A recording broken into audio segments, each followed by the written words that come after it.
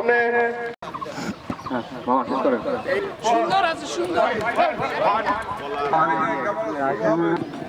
সবাই করেন হালকা একবার একজন বললো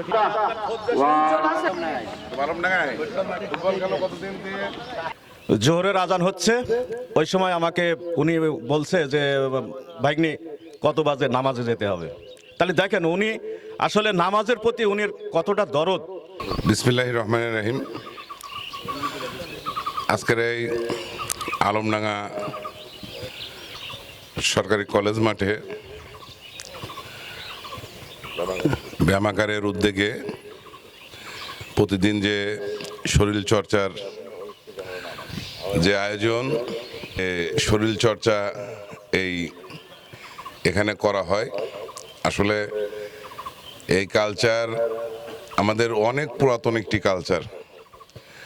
তো এই কালচারটা যে এখনো এখানে চালু আছে এবং আপনারা ধরে রেখেছেন, এর জন্য আপনাদেরকে অনেক ধন্যবাদ। রেগুলার যে এই যে সকালবেলা ফজরের নামাজ পড়ে শরীর চর্চাটা করলে আমাদের ভিতরে ছোটোখাটো যে সমস্যাগুলো আছে, আমাদের কারোর হার্টের সমস্যা আছে, কারোর বিভিন্ন রকম সমস্যা আছে, তো এই জায়গাটাতে অন্তপক্ষে প্রতিদিনের সুস্থতা থাকার একটা বিষয় এখানে থাকে আর কি। হায়াতমুত আল্লাহর হাতে, সেটার সাথে তো আর আমরা চ্যালেঞ্জ করতে পারি না, কিন্তু প্রতিদিন সুস্থ থাকার জন্য যে নিয়মিত যে শরীর চর্চাটা, সেটা অন্তপক্ষে আমরা এখানে এসে আমরা পেতে পারি, কিংবা অনেকে একা একা করতে পারে না, কিংবা করার মতো পরিবেশ থাকে না, যে এখানে আসলেই তারা এই সুযোগটা গ্রহণ করতে পারে। আপনাদেরকে যারা এই আয়োজক এবং যারা এখন পর্যন্ত এই সংস্কৃতি কিংবা এই প্র্যাকটিস যারা চালু রেখেছেন, এদেরকে আমি ধন্যবাদ জানাই আমার ব্যক্তিগত পক্ষ থেকে। এবং আপনাদের এই ব্যায়ামাগার নিয়ে ইতিপূর্বে আলমডাঙ্গাতে বিভিন্ন সময় আপনারা মানববন্ধন করছেন, বিভিন্ন রকম আপনারা কর্মসূচি হাতে নিয়েছেন, বিভিন্ন রকম আইনি প্রক্রিয়ার ভিতরে গেছেন।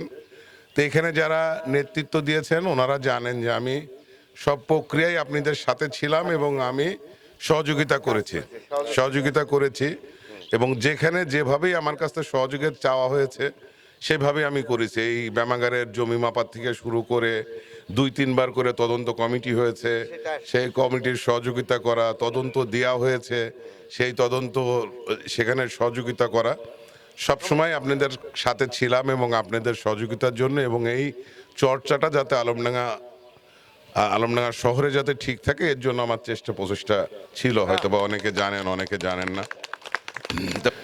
আমি আলমডাঙ্গার যে বিভিন্ন রকম উন্নয়নমূলক কর্মকাণ্ড পৌরসভাতে শুরু করে প্রত্যেকটি গ্রাম, প্রত্যেকটি ইউনিয়ন, আমাদের এখানে এত জনবহুল একটি জায়গায় আলমডাঙ্গা উপজেলা 15টি ইউনিয়ন, একটি পৌরসভা, এখানে স্বাস্থ্যসেবার জন্য আমাদের কোনো ভালো একটি জায়গা নেই, ভালো হাসপাতাল নেই।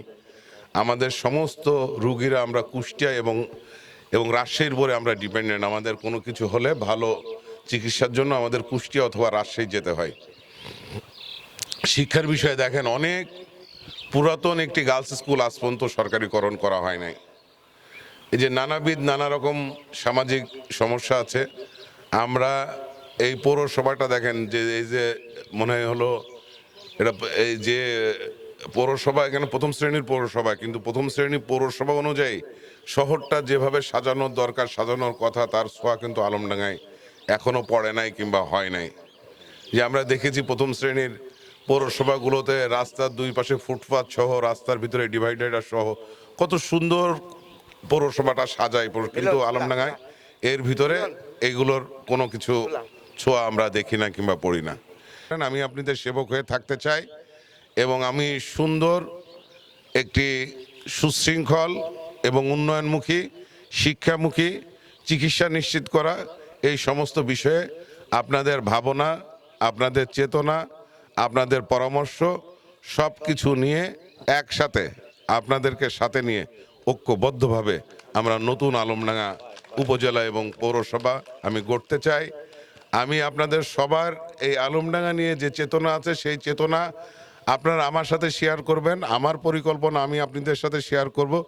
সবাই ঐক্যবদ্ধ ভিত্তিতে চাহিদা মোতাবেক ক্রমান্বয়ে আমরা এই আলমডাঙ্গা উপজেলা এবং পৌরসভার আমরা উন্নয়ন চাই।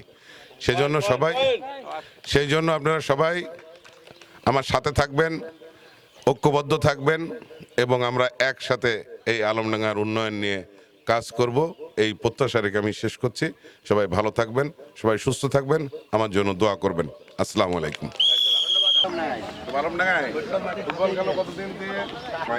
সবসময় আমি থাকি যেখানে হোক না কেন। তা আপনারা আমার কাছে আসবেন এবং আমি নিজ থেকে আমি উদ্যোগ নেব, নিয়ে আপনাদের যে খেলার উৎসাহিত করার জন্য খেলার সরঞ্জাম সহ বিভিন্ন যে আনুষঙ্গিক বিষয়গুলো মেয়েদের প্রয়োজন হয় সেগুলোর আমি ব্যবস্থা করবো। আপনারা আমার সাথে যোগাযোগ করবেন। সবাই সুস্থ থাকবেন।